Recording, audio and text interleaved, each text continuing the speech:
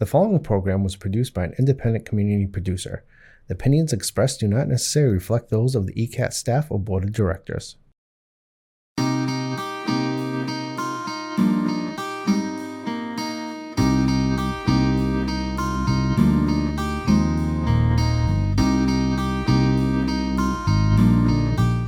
Welcome everybody, this is Auntie Zaza's Fireside Chat, and we're here with Easton Community Access Television, making, I'm not sure what episode this is, maybe 6 or 7, I don't know, but we're here getting ready for the spring. It's just, we're rolling into March, and today I'm going to share with you a project that our community is working on in honoring the tricentennial of Easton, which everybody knows is happening this year. So down at Auntie's, what our vision is to make mandalas that will be attached to agility rings and hula hoops and then zip tied to a fence. To be announced, the location and the launch date. Today, I'm sharing with you the excitement and offering an invitation to anybody who would like to participate. Our intention is to collaborate with the local high schools and the middle schools, so Southeastern Regional, Oliver Ames, and the middle school, to have the kids be involved in the project as well as the people in our community here at Auntie's and in the wider community. So this month, on the 1st and the 3rd Saturday of March, we'll be having a free mandala workshop. So you can come, we'll teach you how to do it. It's great if you have fundamentals in crocheting or knitting, and it's not a requirement because there's plenty of work to be done on the project. So we invite everyone to come, and that would be from 2:30 to 4 at Auntie Zaza's. And we're at 104 Main Street in Easton. And well, why don't I just get into it? So you can see here, I have a couple samples. This is one of the hula hoop ones, and they're varying degrees of skill level. This one is using a multitude of fibers and colors and textures. This one is big circle granny square pattern that, whoops, am I showing you from the back? I didn't leave the ends in yet. So it's a granny square pattern that created this hoop. And here's the last one, a little sunburst. Part of the inspiration was think about a season and see if you can make a mandala that is representative of the season, or you can just have fun doing whatever speaks to you. Here's a smaller version. So you can see it can be as detailed and advanced in the skill level as you choose to make it. Or I'll show you a couple really simple ones. This was one yarn that did all of the color work, and it's just single crochet working into, what did I do on this one? Maybe a hexagon shape. And then very similarly with a similar type of yarn, the color just looks totally different depending on what you choose. This one was double crochet. Again, the yarn did all the work. I didn't change any of the colors to make this pretty pattern. The yarn just unfolds like that. And then I'll show you this is, again, the yarn doing all the work. I just used different size tools to create these two different ones. So it looks, see if I can put them up like this. This one was with a smaller hook. It makes a smaller stitch and gives a little bit more detail. And this is the exact same pattern using a bigger hook. So much fun. And today I'm going to show you a little tips and technique about how to get started in making a crocheted mandala, beginning with what's called the magic ring. So that for anyone who's a crocheter who would like to learn this technique, it will be very useful for how to create the top of a hat or the top of a sock or a mitten. And it also can make the round doilies or the mandalas that I've showed you if you continue to lie it flat. So if we come over here, I will show you I've decided today to use a great big yarn and a great big hook. So we can see what's going to happen with that. All right, come on over. So one of the things I always teach my students is make sure you have a little bit of a ta-da coming from the ball. And what I mean by that is you want to make sure that there's no tension from the ball coming to your work, because that's actually going to make your stitches tighter. So I call it give yourself a ta-da, so it's nice and relaxed coming out of the ball. And to begin with the magic loop, what I like to do is to wrap the yarn around, I'm going to go around my index finger, and I make what I call a breast cancer ribbon. You can see it right there. And the hook is going to go under here and grab this string. So I take my great big hook. Here we go.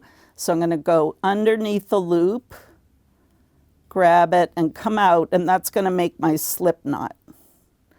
But for the magic loop, I don't want a slip knot. I'm going to create a little bit of a donut.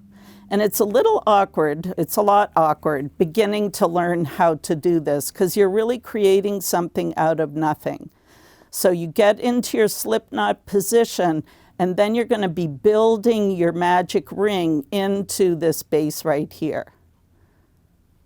I'm going to show you one more time, just because I like to slow everything down. So wrapping it around my index finger to make that little breast cancer ribbon, I come under the loop here at the tip of my finger. I grab the strand with my hook and I pull it out to make my slip knot. Now I need to chain one, so I do a yarn over and pull it through. And I'm just going to make single crochets, all of them going right into this ring. So I come in, pull it up. Now I have two on the hook. I do a yarn over and I pull through two. And we're going to do that again. So the hook is going to go down into the hole or the little donut. I'm going to grab my working yarn, which is right here, and pull it out. Yarn over, pull through two. Now I've done two. The little chain up one in the beginning doesn't count. But if you look down on the work, see how it looks like two V's? We're going to make 6 of those. So again, I'm going in the hole, grab the working yarn, yarn over, pull it through. That's 3. Get my little tail down, go in, grab it, come out, yarn over. There's 4. And 2 more. Go in. It's right here is my working yarn. Pull it out.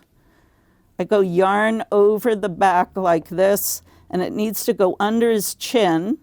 And then I think of this like a little face on the hook. It needs to turn a little bit to look at the work so that it can glide right through those stitches.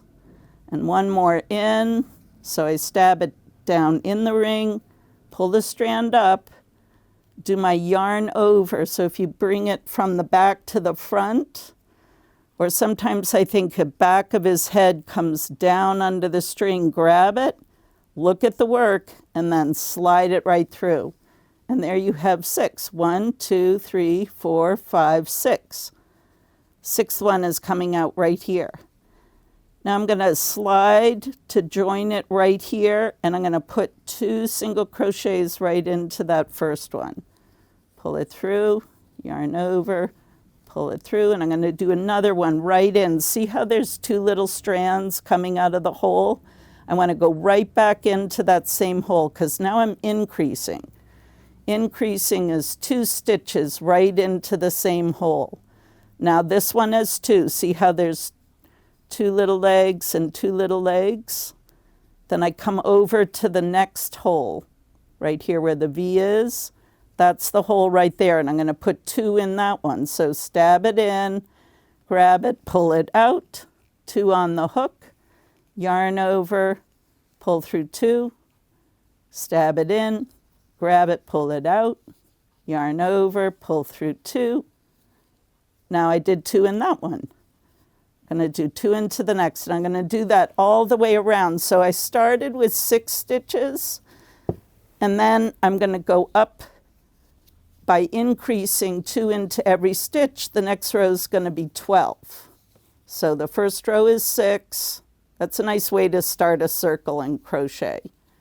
You can do 8s, but I like to do 6s. And this is like a hexagon pattern that I'm teaching you. So first row is 6 stitches, second is 2 into every single one. Whoops, one more. And then we have 12 stitches. It says here in fine print, I think I have 10. 2 more to go.